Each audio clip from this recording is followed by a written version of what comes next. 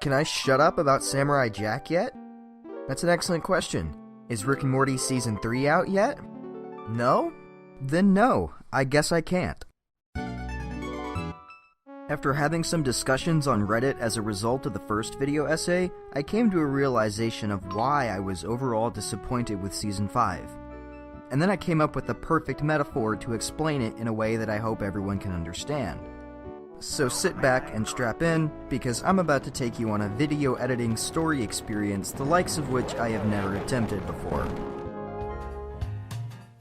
I want you to imagine that you really like spicy chocolate. Yes, such a thing does exist. Now imagine you love it. You love spicy chocolate. But you can't get it just anywhere because not a lot of places are making it. But you come to your regular restaurant and there's this new chef. He's a Russian-American dude named Genndy Tartakovsky. And this dude Genndy, whether he knows it or not, makes some amazing spicy chocolate. And this isn't an easy-bake Michael Bay spicy chocolate cake either. Michael Bay's spicy chocolate sets your mouth on fire and then transforms into a car, leaving you wondering if Optimus Prime was supposed to be the good guy or the bad guy in this one. No, this is Genndy spicy chocolate. It's completely different from any other spicy chocolate you've ever tasted. It's intense, it's wholesome, it's hot, it's sweet, it's just all around, in general, delicious. And the spicy chocolate is just getting better and better as Chef Tartakovsky is given better ingredients to work with. You really fall in love with this dude's signature spicy chocolate style. But one day, you come in and Chef T no longer works there. He's been hired by Sony Pictures to go make cheesecake. And, you know, it's a little bittersweet. You loved his spicy chocolate. And then later, after you sample his cheesecakes here and there, you realize they're just not really your thing. Your commitment has always been to the flavor, not to the face. But guess what? Your friends just introduced you to imported spicy chocolate. And guess what else? Thanks to the success of one of your other favorite chefs, another giant restaurant has decided to start making more spicy chocolate. And as time goes on, you continue to find more and more appealing spicy chocolate until eventually you find the one cake that you could eat for the rest of your life. It's settled. You are a die-hard spicy chocolate fan now.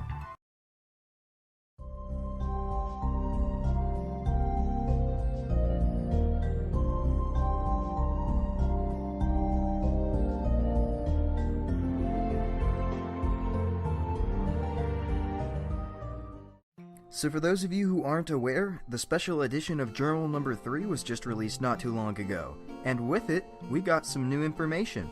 So it's time to do what any good fan would do, and take a single sentence and extrapolate its meanings much further than it was ever meant to be.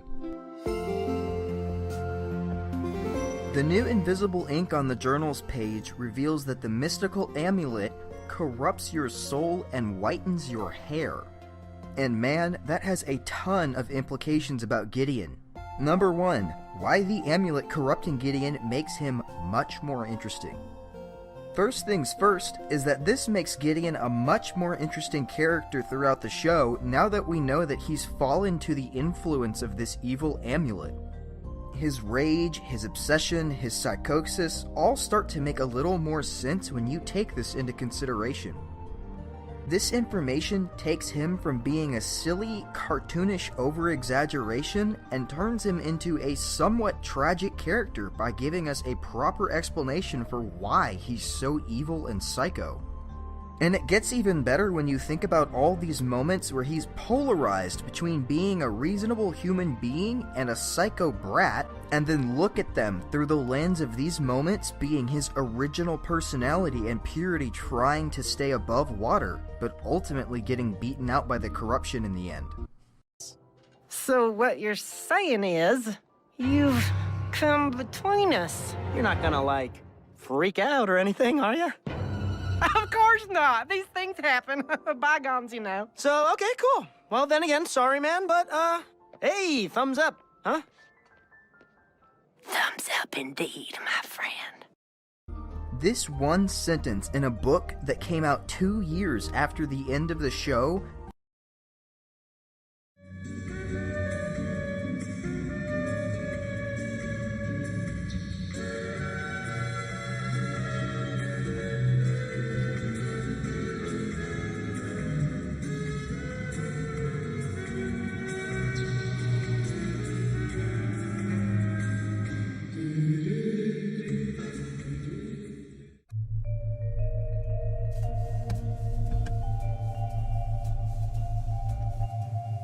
You step out of the taxi. It has taken you to the front of an impossibly tall skyscraper. Above the front door you see a large illuminated name. Stanford Industries. You come here today in search of a new job. It is time to become a productive member of society. You step through the doors. You enter the lobby to find what appears to be a cardboard cutout of a receptionist. She says to you, Hello, welcome to Stanford Industries. You must be here for the interview. Please step through the door on your right and then take the elevator up to floor number 3.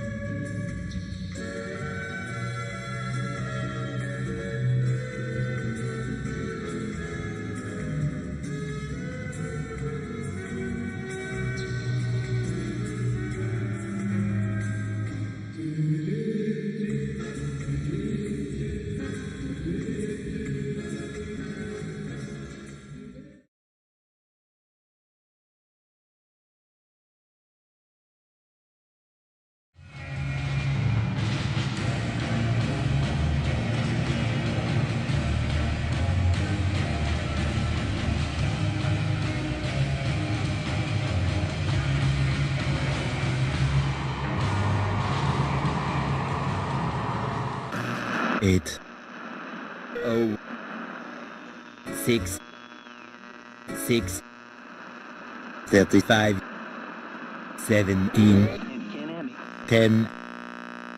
32.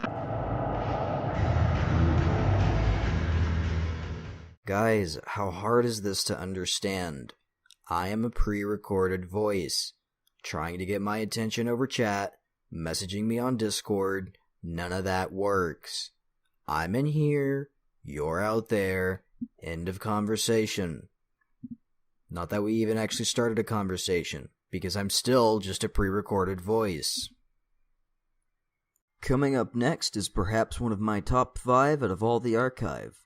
Please note that despite its title, it is in fact not the soundtrack for shooting guns out of your car. Brought to you by the man known as Alan Morehouse, here is Music to Drive By.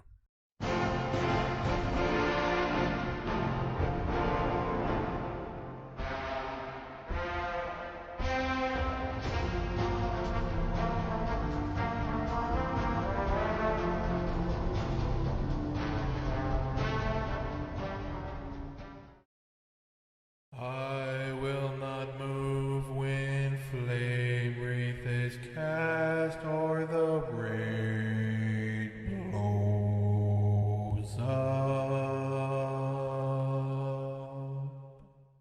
This is just a draft, going over some different poses, some different facial animations. The This will be the voice that this character has. Yeah, this is just a draft. This is just a draft. This is not intended to be taken as the final product. Though this will be more or less how this character sounds. And how it looks, too. Hello? This is just a draft. This is what the character is probably gonna look like and sound like. But remember, nothing here is finalized. Because this is just a draft. I will not move when flame wreath is cast or the rain blows up. So, here's Pink Diamond. She wants her own colony. So she begs her big sisters for one, and her big sisters say, "Alright, fine. If it'll get you to behave for 10 minutes, you can have a colony." So they find her a spare planet that was lying around and give her some fucking Tonka trucks and easy bake ovens and send her off. I will not move when flame wreath is cast or the rain blows up.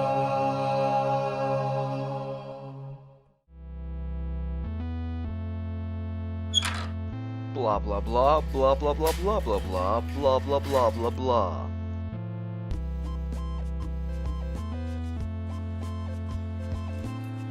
Squish. Photo. Blah blah blah blah blah blah blah blah blah. I will not move when flame wreath is cast or the rain blows up. And so yeah, it's like I said, hair and skin are too different from each other. It's like the same difference between carpet and tile. They're so different that anything that claims to do both is going to do both half as well. That still doesn't answer my question. Oh, well, what was the question then? What's in it? Oh, I have no idea. Is the equipment fixed yet? Yeah. So we're on the air then? Yep. How long have we been on? Long enough. Hello and welcome to the draft broadcast of the currently untitled new video format. Please keep in mind that nothing you see here is set in stone, so if there's anything you absolutely hate about this format, please let me know in the comments, and I'll see what I can do, I guess. I asked myself, what type of series has the least amount of movement and action involved, but is still something I consider to be decent content? And I later realized Cartoon Network asked themselves the same exact question in 1994, and the answer they came to was Space Ghost, Coast to Coast, a talk show. And it's perfect for my channel. I get to continue talking about stuff and giving my thoughts and opinions, but now it doesn't have to be tethered to a show. I can do rants, interviews, promotions, anything I want, really, all while building up a list of episodes on my channel. Now, while Space Ghost was pivoted around interviewing real people, I don't really have that kind of budget, so in practice, it's gonna be a lot like Crack's obsessive pop culture disorder, where most of... Can I get the clip, please? Processing.